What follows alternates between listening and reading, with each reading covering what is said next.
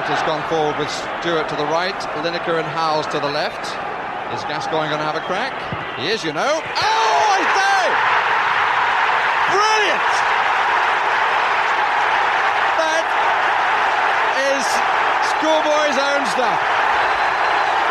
Oh, I bet even he can't believe it. Is there anything left from this man to surprise us? That was one of the finest free kicks that this stadium has ever seen.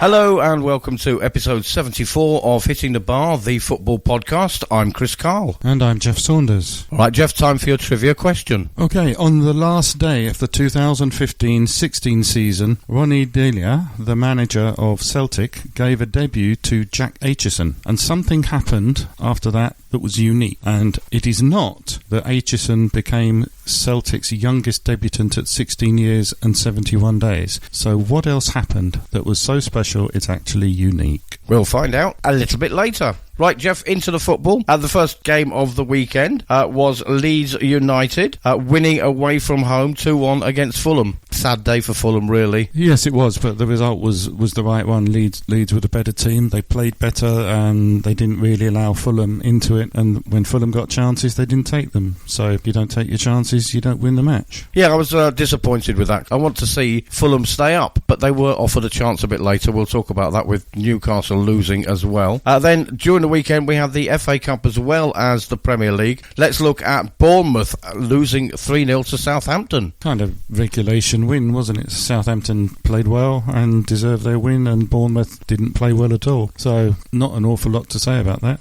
Good for Southampton. They're now in the semi-final. Good for them. They'll pick their season up. They've got enough points to stay in the Premier League. So, hope he picks a strong team and makes a fight of it in the semi-final. Yeah, I don't know, I had a feeling that Bournemouth might do something in that game with them, fighting for promotion. Maybe they were holding out for that a little bit. Maybe Southampton could go for it because, as you say, they're safe in the league. Then the other game in the FA Cup was Everton 0, Man City 2. Are you going to say that's a regulation one as well? Wasn't it? It was just a difference in class that told there. It was, City are by far the better team, and they showed it and won. Did enough to win. If Everton had come back and got a goal, City would just have gone up the other end and got another one. It was a regulation win for City. And probably through to the final of that as well, because they are going to play next month against Tottenham in the Carabao Cup. We're going to come to Tottenham, but it's not looking good for Tottenham in that game, is it? No, you would have to say on form, Tottenham don't have much of a chance. But, Mourinho has made his career out of these one-off matches and winning when he shouldn't win. So, yeah, maybe. But I think the fact that it's a one-off game, not a two-header, counts against him because he needs those two headers usually. But no, you'd have to think City are going to win. All right, so quite an easy win for City in the end.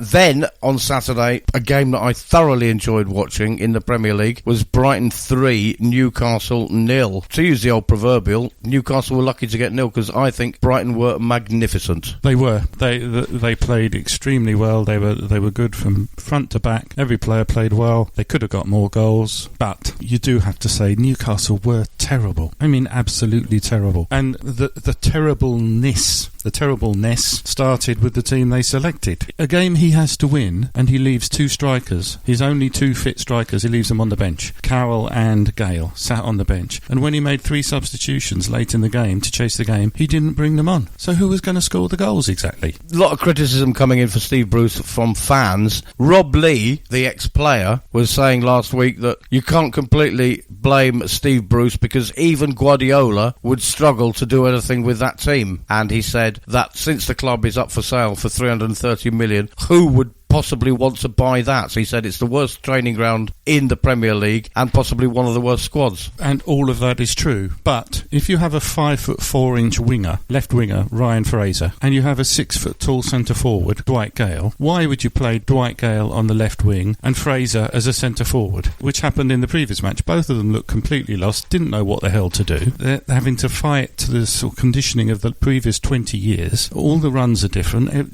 Your first touch is different. Why would you do that? Why would you play Ryan Fraser, who's 5'4" tall, up against two 6' plus centre backs, and have Dwight Gale playing as a left winger. Rob Lee's point has some merit to it, but it's Bruce who did this, and then Bruce who left both his fit strikers on the bench for the following game. So, you can't absolve him of blame for this. I mean, obviously Steve Bruce must be very much more intelligent than me, and he can see how a 5'4" centre forward who was previously a winger would succeed, but I don't think anyone else can see it. Look at the numbers. They've won 2 in 20. In that game against Brighton, they had 3 shots. In the whole of the game, they had 3 shots. There was no energy. They were lethargic. Like they looked as if they were on holiday. They looked like a team who were mid-table, didn't matter anymore. They're deciding what colour their next Bentley is going to be, and all the rest of it, which they probably were. But no, they're a shockingly bad team. Yeah, I mean, normally they say at this stage, not even at this stage of the season, back end of April, the players are on holiday already. Of course, you can't go on holiday now,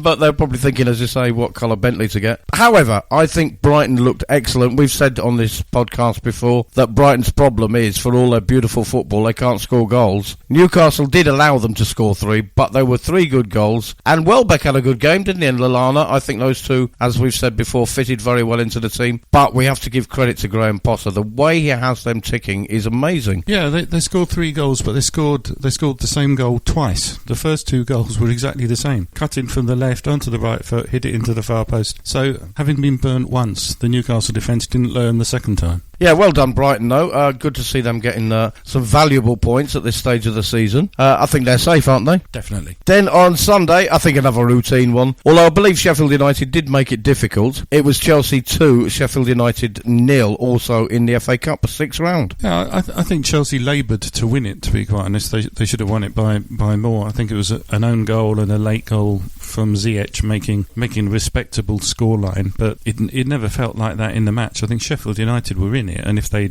had honestly better quality players, then it would have been different. But Chelsea did enough to win, which is what they have to do, and they did it. So okay. And then Chelsea were drawn against Man City in the semi-final, and Leicester Southampton. You'd fancy a final of Leicester and Man City, I think. That would be an excellent final, wouldn't it? It'd be very good to watch. Let's wait and see. Semi-finals are very strange sometimes, and odd things can happen. Maybe this year, which has been a very odd year indeed, something else odd will happen. All right, well, talking of odd, earlier in the season, Tottenham at home to West Ham, 3-0 up. It ended 3-3. On Sunday, West Ham were playing Arsenal, 3-0 up, and it ended 3-3. Now you know what it feels like. Well, indeed, yeah. But this is the call against Moyes. You're 3-0 up.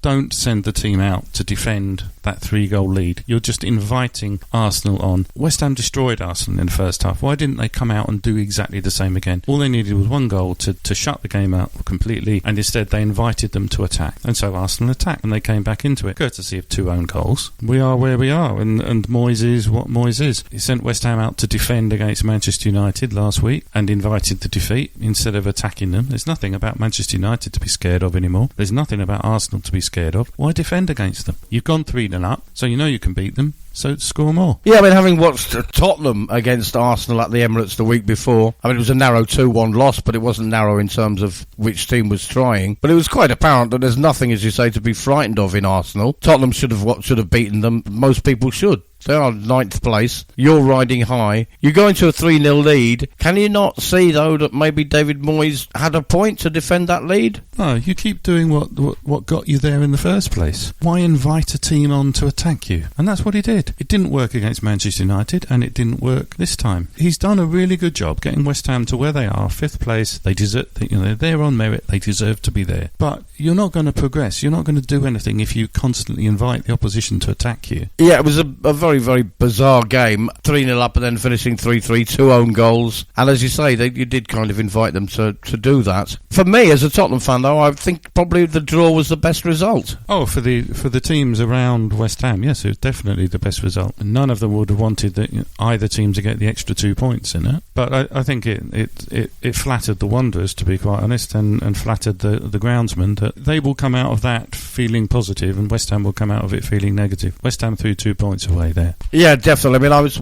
keeping my eye on the score on that one, and I in a way, kind of, because I don't, I'm a Tottenham fan. I was quite pleased to see you storm into a 3-0 lead very early on, and I thought, well, that's it, wrapped up. But in a way, as a Tottenham fan, I was quite pleased that it ended as a draw as well. Although, I think it probably gave Arsenal a bit of confidence to come back like that. However, before we get on to Tottenham's game away at Aston Villa, shall we go back in time to the Europa League and Tottenham away at Dinamo Zagreb, whose manager, as we said on the show last week, was arrested for defrauding his own club, going to spend 4.5 years in prison. Tottenham were 2-0 up. They just needed one away goal, really. They could have lost 3-1. They lost 3-0. Possibly one of the worst, most abject, pathetic, lethargic, lazy performances I've seen from that Tottenham team. The starting 11 were all playing under Pochettino during his reign, and they played like they did in the last few months of his reign as well. This is Dinamo Zagreb.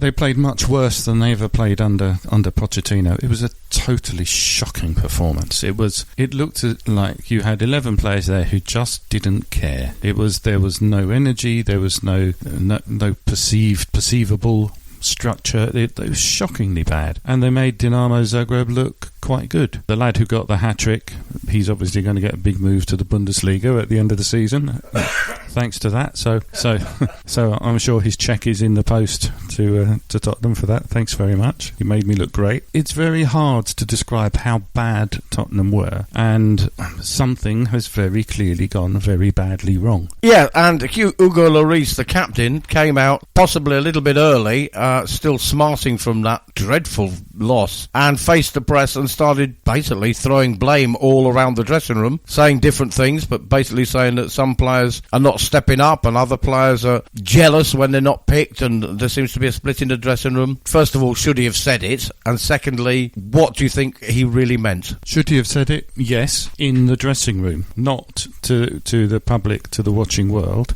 He said they could not rely on the support players who came into the team. Well, that's not what I saw. They were bad from front to back. Every player except Mora, has to be said, who always plays well for Spurs. But him aside, they were absolutely shocking. It looked as if they were sent out to defend a lead, just get the job done. Now, Mourinho claimed afterwards, no, I sent them out to get the one goal which would make it guarantee the win. If Spurs had scored one goal, Dinamo Zagreb had to score 4, which wasn't, you'd think was not going to happen, although maybe it would have done. Who knows? It's going wrong at Tottenham in training. Mourinho doesn't get off the hook if he's intimating that the players aren't taking his instructions and playing for him. That's his job.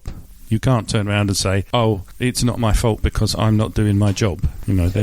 It doesn't make any sense. Whatever the reason is, it's down to the manager, and he's got to solve it. Yes, I take that point. The manager is to blame if there's disharmony in the dressing room or they're not listening to his instructions, which a few of the players have said over the weeks that Mourinho told us to attack and we didn't. Well, why not? The other thing I wanted to say is this point about some of the press have been saying he's lost the dressing room and they're not playing for him. And I want to say, boo-hoo. If you're a footballer and you don't like the way you don't like your boss or you don't like his instructions, well, I'm sorry, you're earning $100,000 a week. He may get sacked, wait for that to happen, but that doesn't mean that you down tools on the pitch. You still get on with it. And watching that Dinamo Zagreb performance, there are excuses that can be made. Maybe it's tiredness, because we've played more games than anybody else. Maybe it's one thing or another, but they didn't put in any effort. I mean, Mora would run until he's, completely out of energy, but the others didn't even, from the first whistle, didn't have any energy. No, it was exactly that. They were lethargic. They did not seem to care. Now, it is possible that because of Mourinho's management style, which he openly admits is very confrontational, I'll challenge the players to show me that they're good enough, and some, maybe mentally are not up to that. Now, the consequence of that style of management is you actually encourage players not to make mistakes. So if you can imagine a situation where you've got your wide player one-on-one against the defender, does he take the chance of going past him and maybe lose the ball, or does he check back inside and keep the ball? It's the risk-free option, and that looked to me to be what Tottenham were doing, always taking the risk-free option. And both teams go out on the pitch and they both take risk-free options. You've got a 0-0 draw. You only get a goal when either somebody makes a mistake or somebody does something that's very good, i.e. takes a risk. But Tottenham players, well, it was shocking. If you don't want to play for the badge, if you don't want to play for the manager, play for the money you're being paid to play. And I don't think, manager or not, I don't think any of those players have any excuses. Llloris was right, but as you say, sort of been screaming and shouting in the dressing room as the captain. That's his job, and not forgetting he was the one that let the 3 goals in.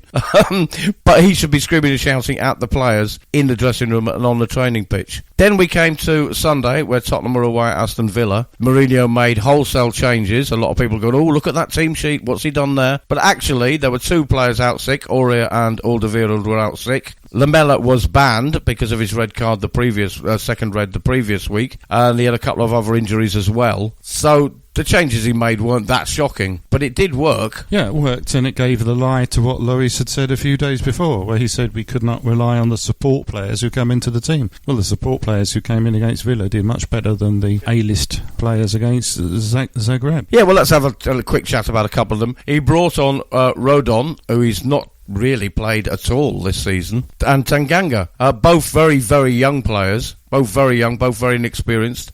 He did bring them on. I think both of them had a point to prove and more or less proved it. At least they tried. And they put in a shift. Even Sanchez looked quite good. Well, your first points about Rodon and Tanganga, yes, every time they've played, they've put in the effort. They've tried. They really want to do it. Both make mistakes. Well, they will because they're young players. That's kind of, you expect that. But at least they put the effort in. Sanchez has always put effort in. Just there's always a huge wicket about to happen with him, and there was the other day.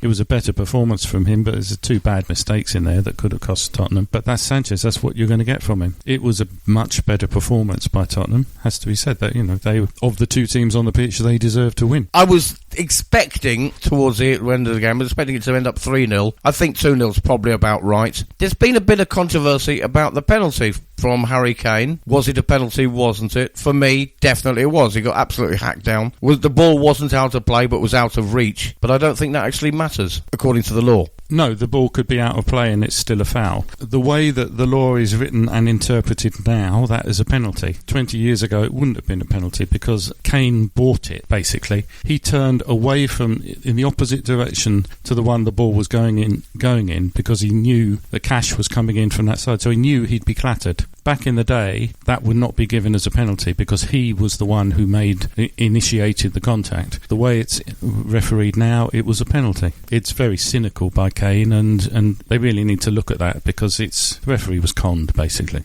As you say, it's to the letter of the law. It was definitely a penalty. It was certainly a foul on Kane. There was no doubt that it was a penalty under the letter of the law today. A routine victory for Tottenham. I think a few players made themselves, if you like, available to Mourinho because of the way they played. Certainly a few players put in a shift. Mora, as you said before, always puts in a shift. Sometimes it works, sometimes it doesn't. And Ndombele, a lot of little tricks. He took some chances, took some risks, flicks and tricks and whatever, and going past players. But Lucas Moura, he was all over the pitch. He was excellent. Yeah, it was yet another very good performance by him. He's a great player, and I don't understand why Mourinho has been shy of putting him in the team as a starter every time. He's a great player. He likes to create things. He makes things happen around the edge of the penalty area where it's important, and he draws fouls. He makes defenders not know whether they should stick or twist. He's a good player. And Vinicius, who got the tap in, scored his first Premier League goal. He scored 9 goals in total for Tottenham in 21 appearances for about, I think it's 900 and something minutes. So it works out 44 minutes per game out of 21 games he's played. Yeah, and he will have known when he joined Tottenham that if you're the backup to Harry Kane, Kane plays every match he wants to, which is pretty much every match. If he can physically get on the pitch, he'll play, which sometimes isn't very sensible of him, but Tottenham need him like that way. So yeah, Vinicius has done quite well. He'll probably start more games next season because Kane won't be there. Well, Kane may or may not be there, but then Vinicius may or may not be there. He is on loan with an option to buy. Benfica want 40 million for him. He's not worth that. I believe Tottenham are going to bid 17 million. I think he's probably worth around that. I think that would be, for once, a fair estimate from Levy. Yeah, if you'd put me on the spot, I'd say he's a 20 million player. But should Tottenham keep him? And should they keep their other loanee, Reguilon and Bale? Well, Reguilon, I don't think they're going to have much say in it. If he should go back where he came from, to be quite honest, he's that good. Spurs will be very, very lucky to keep him. Bale, I would imagine Real Madrid will want him to stay at Tottenham, because it's just a huge saving on their salary bill while it's happening. Is he worth it for Tottenham? Well, who knows? who knows? It's interesting what you said about Vinicius and 20 million. I think if the decision becomes, is that the best way to spend 20 million, then Vinicius may not end up at Tottenham. Yeah, that's a good point, because actually if you are going to spend 20 million, probably be looking elsewhere and in different positions on the field as well. Regarding Reguilon, one of the reasons you send a player out on loan is to help him improve, and Reguilon has definitely been very, very good for Tottenham, and I think Real Madrid will have gone, yeah, we'll have him back. In the other FA Cup quarter-final, Leicester City hosted Man United and then, well, tore them apart. Yeah, it was an excellent performance from Leicester, especially when you consider they had James Justin out, Ricardo Pereira out, James Maddison and Harvey Barnes. The 4 starters out of their 11 were out injured, and they still tore Man United apart, which just shows what nonsense David Moyes was doing, sending West Ham out there to defend against them. There's nothing to be frightened about this Man United team. Yeah, Leicester looked very good. Man United, when they're on the ball, they look all right, but they do seem to be lacking some ideas when it comes to actually scoring the goals. Yeah, they scored from their only coherent forward thrust, forward movement. They were second best everywhere on the pitch. We fancy Leicester then to get to the final and have a chance against Man City, possibly more of a chance than Tottenham will in the other final. The other thing which ties into something else we'll talk about, I guess, was, again, Maguire's mistakes continue, along with Fred, responsible for 2 of the goals. The story of Maguire for the last 2 seasons, how is it possible that someone that bad gets in the England squad? He gets in the squad ahead of Cody, Stones, Mings, Konza, Tarkowski and me, who are all obviously and clearly much, much better. And look at how good Leicester's defence is without him. They get rid of him, bring in Soyuncu, who's the best centre-back in the league after Van Dijk, and Leicester's defence looks excellent. How can Maguire still get in the England team? Yeah, biggest belief, and we're going to talk about the England team. Before we get on to that, just going back to the Tottenham game, because that was a cup game, the Leicester-Man United game. Tottenham against Villa was in the league, meaning we are now 1 point behind West Ham and just 3 points behind Chelsea in 4th, having won 5 out of our last 6 Premier League games. So crisis, what crisis? Yes, there is a problem, but does that mean, could Tottenham actually now push just straight 4th, and could West Ham fall off a bit? West Ham will fall off a bit, because I think that giving away that match after a 3-0 lead, they're going to be very negative going in the next match. Spurs, can they get 4th? The problem is that they've had 5 good results out of 6, and nobody's putting any sort of run together in the league except Manchester City. So having won 5 out of 6, they'll probably have 2.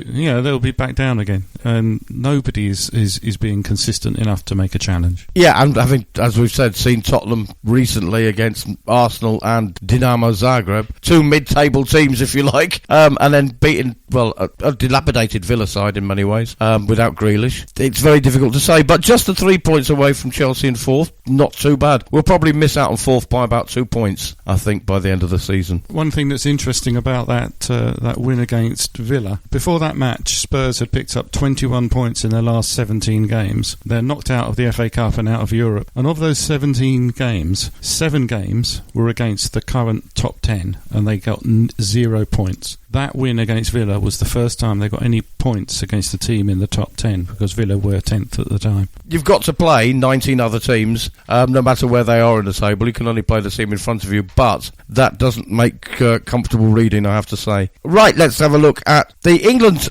setup. There are some important World Cup games coming up all over Europe, so we'll have a look at those. But let's just have a little look at the England squad.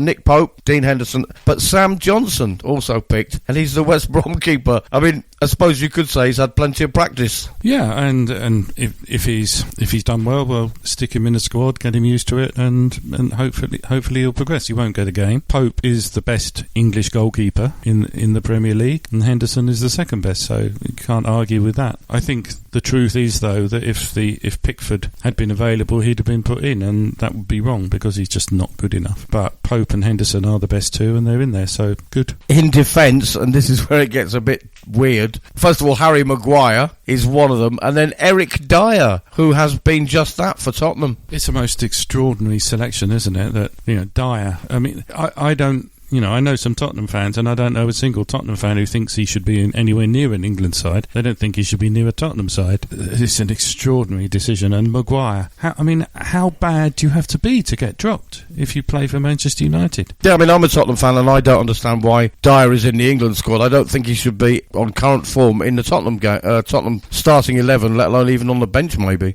And as Rodon and Tanganga proved at the weekend, they don't need him. Can do without him, and I think England should as well. A couple of others have been picked from Manchester clubs. Man United's Luke Shaw and John Stones is Man City back in the squad. And both deserved. They on form, on continued form over the whole season. Both of those players deserve to be in the England team. Luke Shaw is just like a reborn player. So I've got no problem with that. Even though he plays for Manchester United, he's either the best or second best English left back in the Premier League, and he should be there. You and I, neither of us are big fans of Gareth Southgate. We're okay with that defence, more or less, apart from, of course, Harry Maguire and Derek Dyer. In the midfield, Jude Bellingham, the young fellow at Borussia Dortmund, Phil Foden. But interestingly, Jesse Lingard on loan at West Ham. That's a ridiculous, farcical decision. He has not done nearly enough over any sort of period to justify getting into an England squad. I cannot, for the life of me, understand how it's possible that Lingard gets in,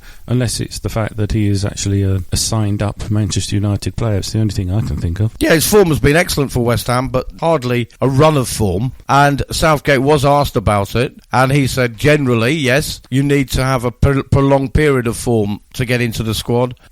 Jesse's quite fortunate to be in the squad based on this short period, but I don't have many options. Yeah, well, that's just an outright lie, isn't it? I mean, the one place that England are very, very strong is attacking midfield players. You can go down most clubs and pick them out. There are lots and lots of options of players who played a lot better for a lot longer than Lingard. Yes, some of the other midfielders that Southgate has got as options: Calvin Phillips from Leeds United, Mason Mount, Declan Rice and James Ward-Prowse. I mean, you've got a few attacking players there. Well, you've got a couple, yeah, and Mason Mount has had an exceptionally good season. I mean, to be one of the first names on the team sheet at Chelsea just shows how well you play. Yeah, and he's going to get picked ahead of Jesse Lingard, isn't he? I mean, the only thing Lingard has to do is to go on and at least score one goal and at least one assist to prove that Southgate was right. Otherwise, it seems like he's just taking up a seat on the bus. Yeah, but you have to remember that the opposition that we're playing in two of those games are sort of semi-pros. Yeah, we've got San Marino and Albania, and then Poland. The forwards, I don't suppose there's any surprise: Harry Kane, Marcus Rashford, Saka,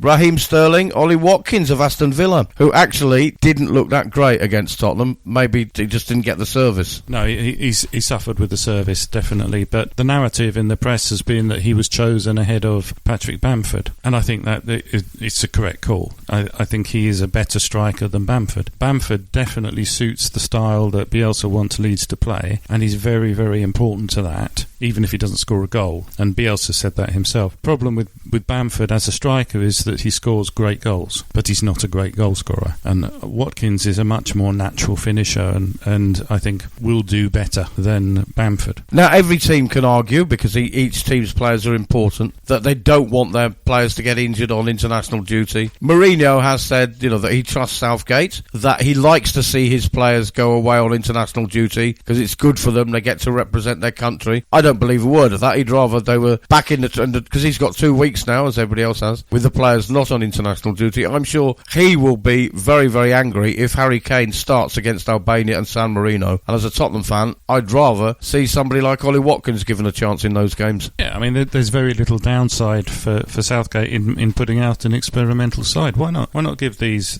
other players the chance to get caps, play international matches and show how good they are? It's a perfect opportunity. Yeah, I mean, people will argue, well, we've got to win the game, it's important, it's a qualifier. But my point, I suppose, is if you've picked those players to be in the squad, then as far as you're concerned, they are or will be good enough to play for England. So by saying, I'm not going to play them because we need to win the game, well, don't pick them at all then. Either they're in the squad, they're eligible in the sense of what they've done to play, or don't pick them at all. Absolutely right. No, I mean, there's nothing more to say. That is the perfect response to it. I don't buy into this argument about, players might get injured. Players don't get injured in most matches. There is no greater risk of being injured going into an international match. The risk to injury comes when you're tentative, when you don't go in to a challenge 100%, when you're a bit airy-fairy and you pull out. And no player goes into any match being afraid to be injured. If they do, they will get injured. So it's they're footballers. They're paid to play football. They're chosen by their country. They should go out and play. The decision of the manager is a completely different